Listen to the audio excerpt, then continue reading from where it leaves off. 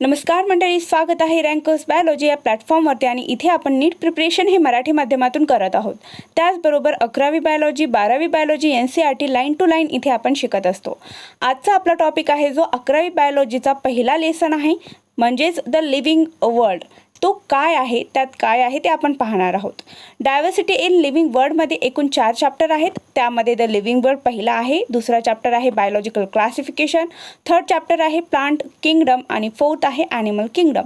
हे सगळे लेसन्स, सगळे चॅप्टर आपण एका एकाने पाहणार आहोत. तर आज आपण या व्हिडिओ लेक्चरमध्ये द लिव्हिंग वर्ल्ड काय आहे ते पाहणार आहोत. हे रिवाइज सेशन आहे, त्यामुळे आपण फास्ट पद्धतीने जाणार आहोत.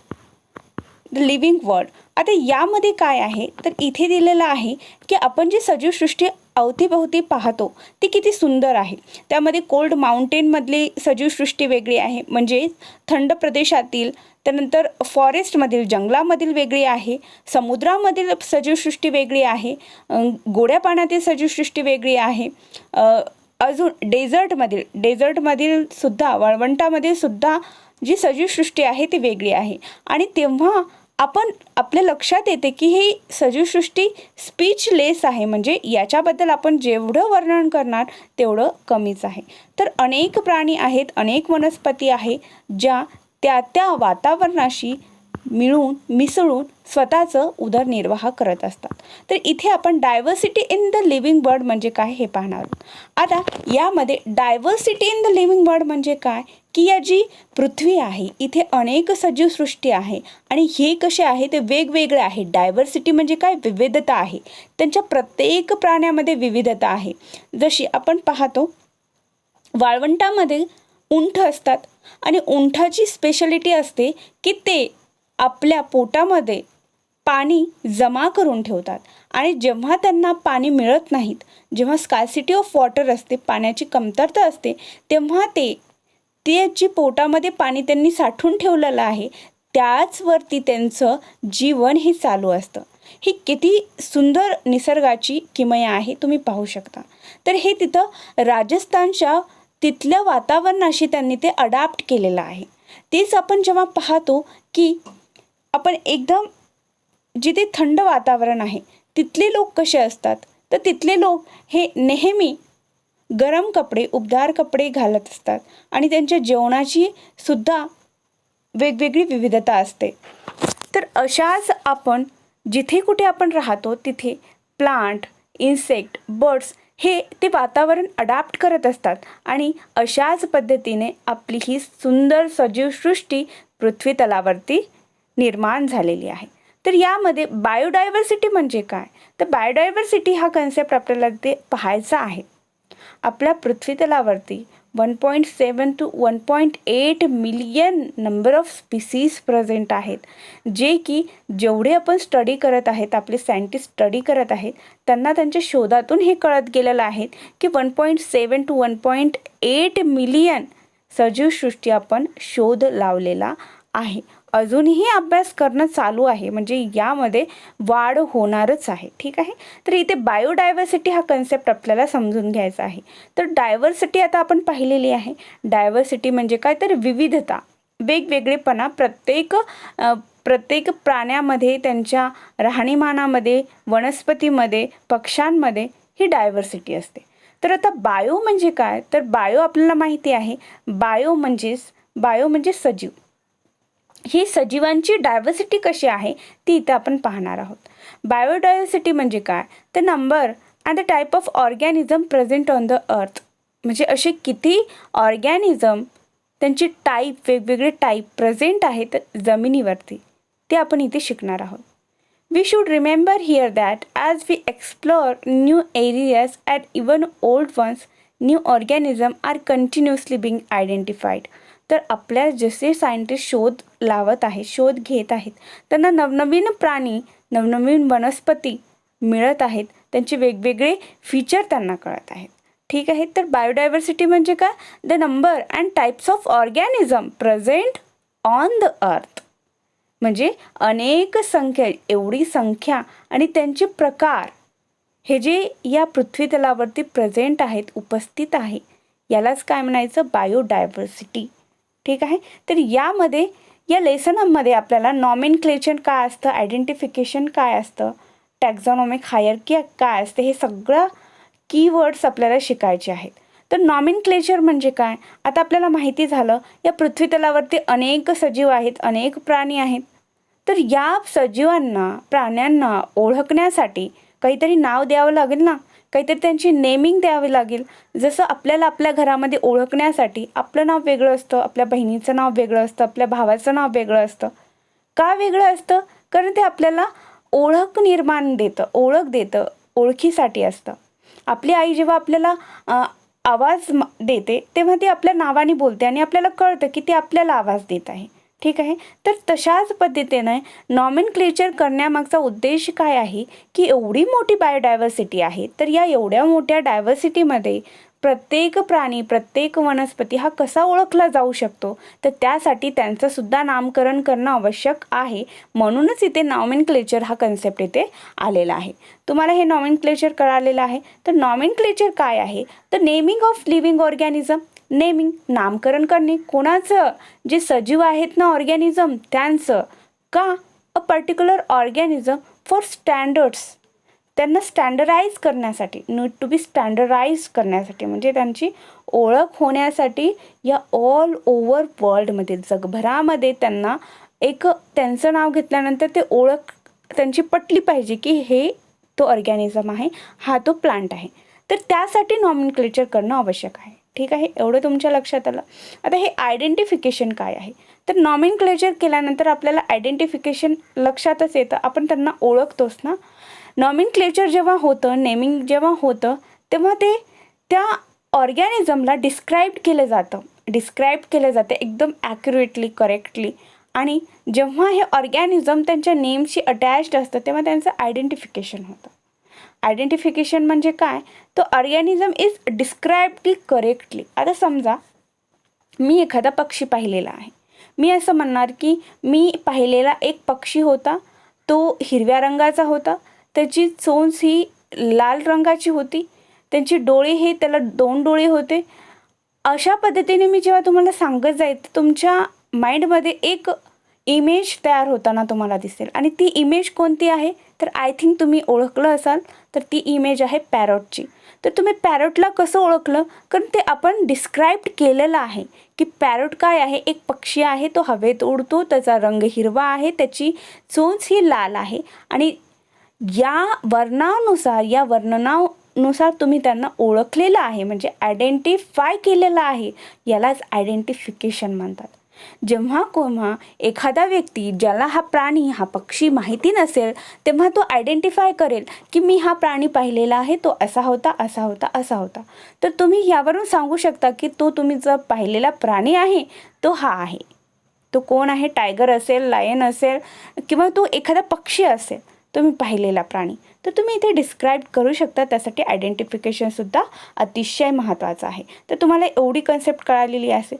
आता नंतर इथे येते एक ICBN आणि ICZN. आता ICBN म्हणजे काय, तर आपल्याला माहिती आहे या पृथ्वीवर प्राणी आणि वनस्पतीच आहेत, प्राणी आणि वनस्पतीच आहेत. तर या प्राण्यांच्या आयडेंटिफिकेशनसाठी एक international code of zoological nomenclature स्थापित करण्यात आलेला आहे, प्राण्यांच्या ओळखीसाठी, प्राण्यांच्या स्टडीसाठी. आणि त्याच पद्धतीने international code of botanical nomenclature हे वनस्पतीशी रिलेटेड आहे. तर असे 2 बॉटॅनिकल नॉमेनक्लेचर आणि झुऑलॉजिकल नॉमेनक्लेचर असे 2 इंटरनॅशनल प्लॅटफॉर्म इथे ग्रुपिंग इथे तयार केलेली आहे, जे की याची स्टडी करतात. The scientific name ensure that each organism has only one name. आणि हे काय करतात, आता हे तर बनवल्या संस्था, यांचं काम काय आहे, तर हे करतात प्रत्येक व्यक्तीला एकच सायंटिफिक नाव देतात. आणि ते सायंटिफिक नाव हे दुसऱ्या कुणाचं नसतं, फक्त त्याचंच आणि त्याचंच असतं. ठीक आहे. जसा पोपट आहे, पोपटाला पोपटाचंच नाव आहे, तो कुठेही जाणार तर त्याला फक्त पोपट म्हणून ओळख असेल. मग त्या पॅरेट किंवा त्याचं सायंटिफिक नेम असेल. मी तुम्हाला एक सिम्पल आता मँगोचं एक्झाम्पल देतं. तर मँगोचं सायंटिफिक नेम आहे मँजीफेरा इंडिका. काय आहे, मँजीफेरा इंडिका. तर हे मँजीफेरा इंडिका तुम्ही जेव्हा बोलता तुम्ही या जगामध्ये कोणत्याही देशामध्ये जा, तेव्हा तुम्ही हे मँगोला मँजिफेरा इंडिका जेव्हा म्हणता, तेव्हा त्यांना ओळखलं येतं की हा व्यक्ती मँगोबद्दल बोलत आहे. आपल्या इकडे त्याला मँगो म्हणतात, आपल्या इकडे त्याला आंबा म्हणतात, पण वेगवेगळ्या ठिकाणी त्याचं वेगवेगळं नाव आहे, जे की त्याच्या नेटिव्ह लँग्वेजमध्ये आहे. नेटिव्ह लँग्वेज म्हणजे काय? स्थानिक भाषेमध्ये, म्हणजे तिथली बोली हे वेगवेगळी असते. ठीक आहे. तर त्यानुसार त्यांची ते जे लँग्वेज असतं ते बदललेली असते. पण जगभरामध्ये गेल्यानंतर त्या व्यक्तीला ते कसं कळावं की हा कशाबद्दल बोलत आहे? आपला आंबा त्यांना तिकडे कळेल का? नाही कळणार. त्यांचं काहीतरी वेगळं तिथे नेटिव्ह लँग्वेज असेल आणि ते त्या नेटिव्ह लँग्वेजमध्ये आंब्याला काहीतरी वेगळं म्हणत असतील. पण जेव्हा आपण या इंटरनॅशनल वर्ल्ड टूरला जातो, तर तेव्हा आपण जेव्हा मँजिफेरा इंडिका असं बोलल, तेव्हा त्यांना कळणार की हे व्यक्ती मँगोबद्दल बोलत आहे. तर यासाठी हे दोन जे संस्था स्थापन केलेल्या आहेत त्या अतिशय महत्त्वाच्या आहेत. ते सायंटिफिक नेमिंग करतात या प्लांट्स आणि ॲनिमल्सला. ठीक आहे, एवढं तुम्हाला कळालं. आता हे जेव्हा त्यांनी नेमिंग करतात, आता आपल्याला माहिती आहे सायंटिफिक नेम देण्यात येतं, सायंटिफिक नेमिंग करण्यात येतं. तर बायोलॉजिस्ट काय करतात? बायोलॉजिस्ट, झुलॉजिस्ट. ठीक आहे, बायोलॉजिस्ट काय करतात?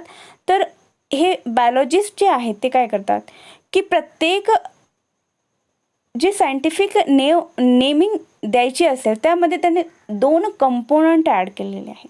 2 कंपोनंट कोणते? तर पहिला जो आहे तो जेनेरिक नेम आहे, जेनेरिक नेम, आणि दुसरा आहे स्पेसिफिक इपिथेट. आणि या 2 कंपोनंटनी सायंटिफिक नेम हे बनत असतं. तर जेनेरिक नेम आणि सायंटिफिक इपिथेट हे काय आहे? This is the providing name to 2 component is called binomial nomenclature. आणि हे काय आहे? Binomial nomenclature. बाय का दिलं? कारण इथे 2 कंपोनंट यूज केलेलं आहे. नॉमियल म्हणजे नेमिंग, नॉमेनक्लेचर म्हणजे इथे नामकरण केलेलं आहे. तर या 2 कंपोनंटच्या यूजनी इथे बायनॉमियल नॉमेनक्लेचर बनवलं जातं. पहिलं आहे जेनेरिक नेम, दुसरं आहे स्पेसिफिक इपिथेट. ठीक आहे. तर हे जेव्हा आपण सायंटिफिक नेमिंग करतो एखाद्या पक्ष्याचं किंवा प्राण्याचं, तेव्हा आपण हे सायंटिफिक नेम देताना कोणकोणते रूल्स फॉलो करायचे आहेत ते इथे त्यांनी युनिव्हर्सल रूल दिलेले आहेत.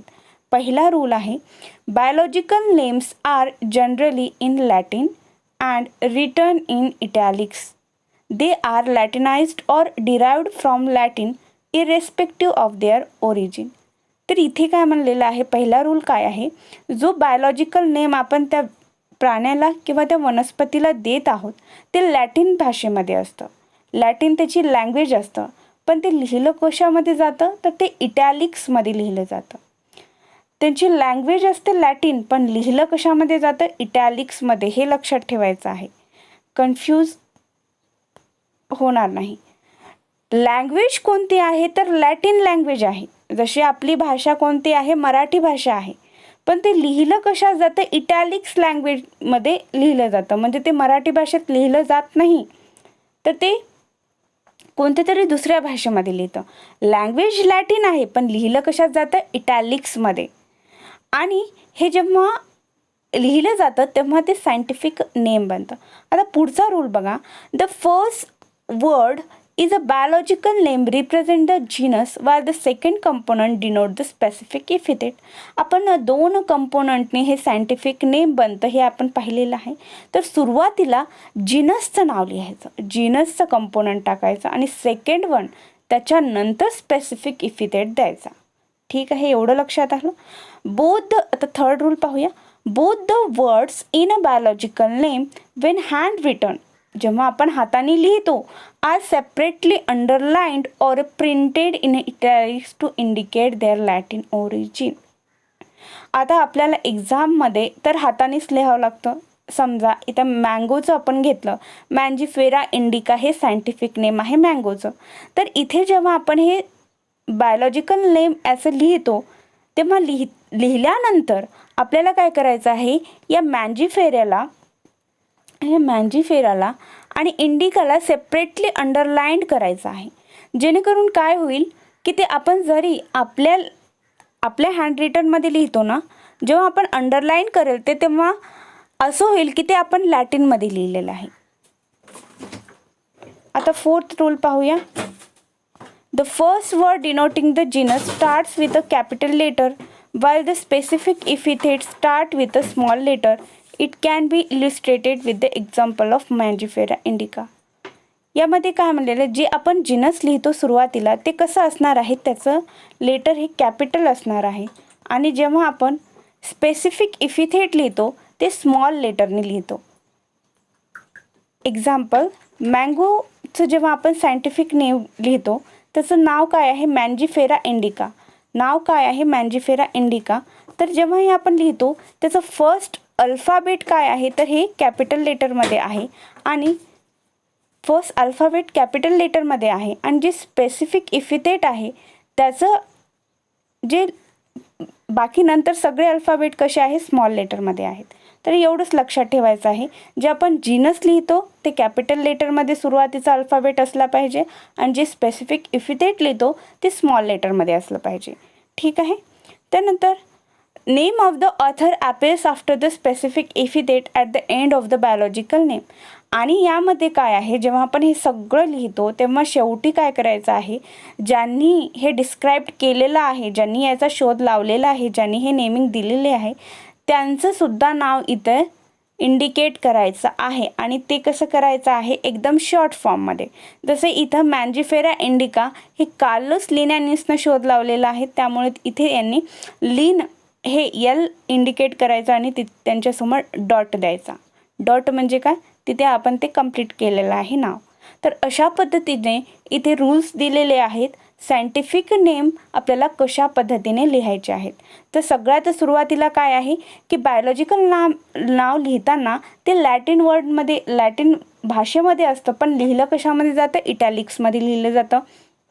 जीनस हा सगळ्यात सुरुवातीला द्यायचा, स्पेसिफिक इफिथेट हे त्यानंतर घ्यायचं. या दोन कंपोनंटनी सायंटिफिक नेम बनतं. ठीक आहे. लिहिताना जेव्हा आपण लिहितो त्यानंतर त्याच्याखाली अंडरलाईन करायचे, आणि ज्यांनी याचा शोध लावलेला आहे त्यांचं नाव शॉर्ट फॉर्ममध्ये लिहायचं, आणि शेवटी एक डॉट द्यायचा. ठीक आहे. हे एवढं झालं सायंटिफिक नेम लिहिताना बायोलॉजिकल नेम आपण कशा पद्धतीने लिहिणार याबद्दलची माहिती. आता आपण जाणार आहोत क्लासिफिकेशनवरती. आता क्लासिफिकेशन म्हणजे काय, क्लास म्हणजे काय, त्याला डिफरन्शिएशन करणं. आता एवढी सजीवसृष्टी आहे, त्यामध्ये प्राणी आहेत, वनस्पती आहेत, यांचा जर चांगला सखोल अभ्यास करायचा असेल तर आपल्याला यांना क्लासेसमध्ये डिवाईड करावं लागेल, तेव्हाच आपण त्यांचा चांगला अभ्यास करू शकतो. ठीक आहे.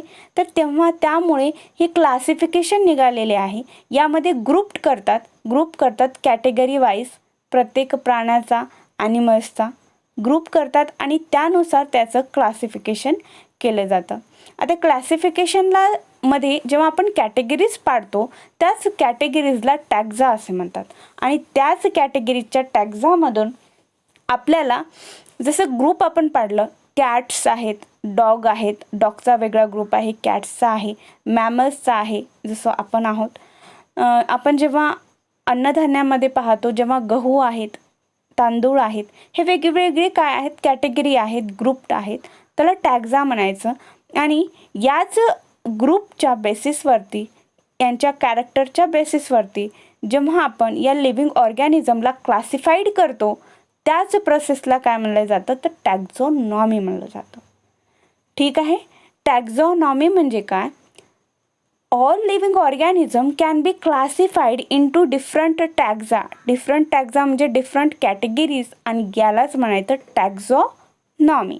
हे का करतात, तर आपल्या सोयीसाठी आपण करतो, जेणेकरून आपल्याला ते आपण स्टडी करू शकतो. फॉर एक्झाम्पल आपण बघा, जेव्हा आपल्याला एखादा लेसन अभ्यासायचा असतो तर आपण काय करतो, तो थोडा शॉर्टच्या फॉर्मनी थोडा अभ्यासतो, पण जेव्हा तो कंप्लीट होतो तेव्हा ते आपण पूर्ण रिवाईज करू शकतो. का, कारण त्याच्याबद्दलची आपल्याला एक समराईज माहिती आपल्याकडे असते. तसंच या टॅक्झॉनॉमीचं सुद्धा आहे की यामध्ये जे सगळे लिव्हिंग ऑर्गॅनिझम आहेत ते क्लासिफाईड होतात डिफरंट टॅक्झामध्ये. टॅक्झा म्हणजेच काय, कॅटेगरीमध्ये, आणि याचा जेव्हा आपण अभ्यास करतो तेव्हा त्याला टॅक्झॉनॉमी असे म्हणतात. ठीक आहे. त्यानंतर आपण जाऊया, आणि या टॅक्झॉनॉमीमध्येच टॅक्झॉनॉमिक कॅटेगरीज केलेली आहे आणि टॅक्झॉनॉमिक कॅटेगरीमध्ये टॅक्झॉनॉमिक हायरकी आहे. आता ही हायरकी काय आहे, तर यामध्ये किंगडम आहे, म्हणजे कॅटेगरी वाईज ग्रुपिंग केलेली आहे आपल्याला अभ्यास करण्याच्या सोयीसाठी.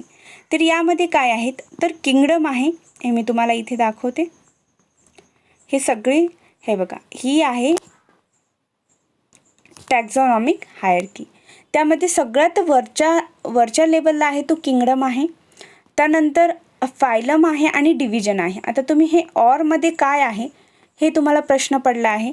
तर जेव्हा किंगडम हे प्लांट आणि ॲनिमल दोघांसाठी पण आहे, पण जेव्हा आपण ॲनिमल्सचा अभ्यास करतो तेव्हा आपण फायलममध्ये त्यांना पकडायचं, त्यानंतरची कॅटेगरी, आणि जेव्हा आपण प्लांटचा अभ्यास करतो त्यामध्ये त्याला डिव्हिजनमध्ये अभ्यासायचं. ठीक आहे. त्यानंतर क्लास आहे, ॲनिमलला क्लास आहे, प्लांटला क्लास आहे. त्यानंतर ऑर्डर आहे, ॲनिमल आणि प्लांट बोथ या दोघांनाही ऑर्डर आहे. त्यानंतर ॲनिमल आणि प्लांट या दोघांनाही फॅमिली आहे.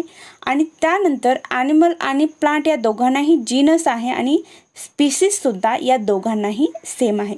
फक्त फरक कुठं आहे, किंगडम नंतर जो त्यांची कॅटेगरी येते त्यामध्ये फरक आहे. त्यामध्ये ॲनिमलला फायलममध्ये डिवाईड करतात आणि प्लांटला हे डिव्हिजनमध्ये डिवाईड करतात, स्टडी करतात. जर तुम्हाला समजा मी तुम्हाला इथे एक क्वेश्चन विचारते, जेव्हा तुम्ही प्लांटची स्टडी करणार तर तुम्ही कोणत्या वेनी करणार? प्लांटची स्टडी तुम्ही करणार तर कोणत्या वेनी करता?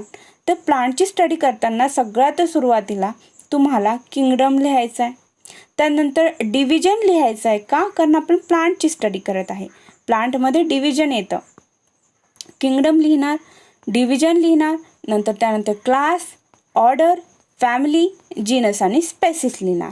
ही झाली त्याची टॅक्झॉनॉमिक हायरकी. ठीक आहे. आणि जेव्हा तुम्ही ॲनिमल्सचं जेव्हा टॅक्झॉनॉमिक हायरची पद्धतीने स्टडी करणार तेव्हा तुम्हाला काय करायचं आहे, तर सगळ्यात सुरुवातीला किंगडम, त्यानंतर फायलम, त्यानंतर क्लास, त्यानंतर ऑर्डर, फॅमिली, जीनस, स्पेसिस या पद्धतीने करायचं आहे. सगळ्यात वरच्या लेवलचा कोणता आहे तुम्ही मला सांगू शकतात का? तर सगळ्यात वरती कोण आहे? किंगडम आहे. आणि सगळ्यात छोटा युनिट कोणता आहे, सगळ्यात छोटी कॅटेगरी कोणती आहे, तर इथे स्पेसिसची कॅटेगरी सगळ्यात छोटी आहे. स्पेसिस हा एकदम छोटा युनिट आहे या टॅक्झॉनॉमिक हायरकी का. ठीक आहे. हायरकीचा सगळ्यात छोटा युनिट कोण आहे? स्पेसिस आहे. ठीक आहे. तर आपल्याला माहिती आहे हे जीनस आणि स्पेसिस मिळूनच काय बनतं? सायंटिफिक नेम बनतं. जीनस आणि स्पीसीस मिळून काय बनतं? सायंटिफिक नेम मिळतं. आणि जेव्हा आपण या किंगडमचा अभ्यास करू तर यामध्ये आपल्याला ही टॅक्झॉनॉमिक हायरकी दिलेली आहे आणि इथे टॅक्झॉनॉमिक कॅटेगरीज या टॅक्झॉनॉमिक हायरची प्रमाणे इथे आपल्याला करून दिलेली आहेत. तर इथे आपल्याला मॅन, हाऊसफ्लाय, मँगो आणि वीट या 4 एक्झाम्पल इथे आपण पाहूया. ठीक आहे. मॅन म्हणजे आपण स्वतः. तर मला इथे सांगा, जेव्हा आपण टॅक्झॉनॉमिक हायरची पद्धतीने याची स्टडी करतो तर मॅनसाठी हे डिव्हिजन येईल की फायलम येईल? कमेंट सेक्शनमध्ये तुम्ही टाका प्लीज. त्यानंतर हाऊसफ्लायसाठी डिव्हिजन येईल का फायलम येईल ते सुद्धा सांगा.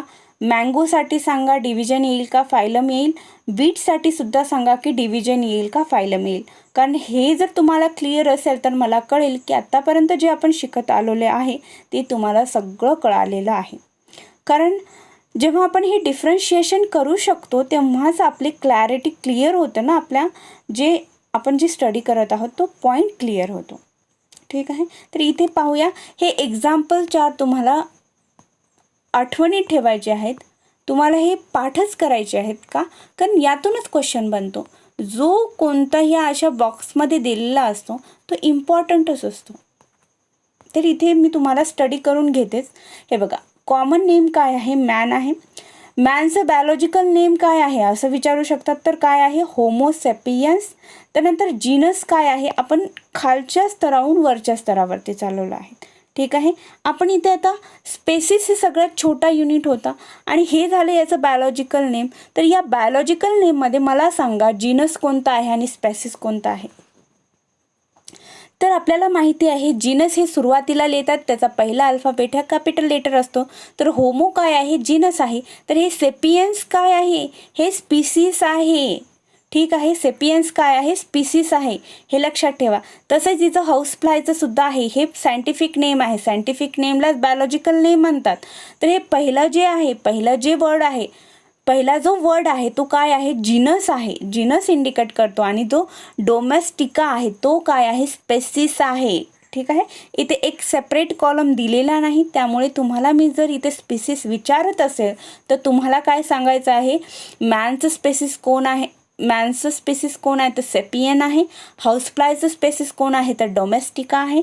मँगोचं स्पेसिस कोण आहे तर इंडिका आहे. वीटचं स्पेसिस कोण आहे तर ॲस्टिवम आहे. ठीक आहे, आणि इथे जीनस तर तुम्हाला दिलेलंच आहे ऑलरेडी. मॅनचं जीनस काय आहे, होमो आहे. हाऊसफ्लायचं जीनस काय आहे तर मुस्का आहे. मँगोचं जीनस काय आहे तर मँजिफेरा आहे. वीटचं जीनस काय तर ट्रिटिकम आहे. ठीक आहे, आता त्यानंतर आपल्याला फॅमिली पाहायची आहे. फॅमिली कोणती आहे, होमो. मॅनची फॅमिली काय आहे तर होमिनिडी आहे. होमिनिडी. ऑर्डर काय आहे, प्रिमॅटा आहे. क्लास आहे मॅमेलिया. आणि इथे काय येईल, फायलम येईल. फायलम काय आहे, कॉर्डाटा. कॉर्डाटा. ठीक आहे, हे प्रिमाटा काय आहे, कॉर्डाटा काय आहे, होमिडी काय आहे, हे आपण नंतर शिकणार आहोत.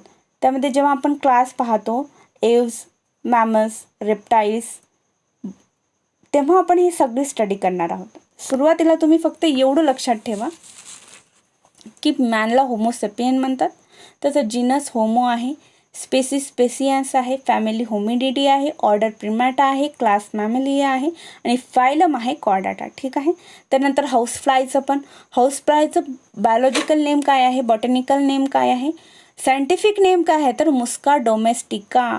मुस्का डोमेस्टिका. तर जीनस काय आहे, मुस्का.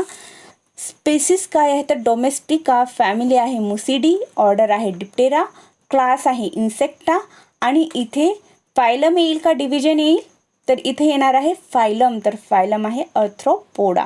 ठीक आहे, एवढं लक्षात आलं. हे पाठच करायचं कारण यातूनच MCQ नक्की बनतो. त्यानंतर आहे मँगो. मँगो आहे मँजिफेरा इंडिका. त्यामध्ये जीनस आहे मँजिफेरा. स्पेसिस सांगा बरं मला, स्पेसिस काय आहे.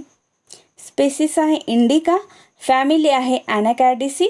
ऑर्डर आहे स्पिंडॅलिस. क्लास आहे डायकोटिलिडॉन. आणि यामध्ये आता मला सांगा फायलम येईल का डिव्हिजन येईल तर यामध्ये येईल डिव्हिजन. डिव्हिजन आहे अँजिओस्पर्मी. ठीक आहे, अँजिओस्पर्म. आता अँजिओस्पर्म, जिम्नोस्पर्म, डायकोटिलिडॉन, मोनोकोटिलिडॉन, मॅमेलिया, इन्सेक्टा हे मी तुम्हाला सगळं शिकवणार आहे.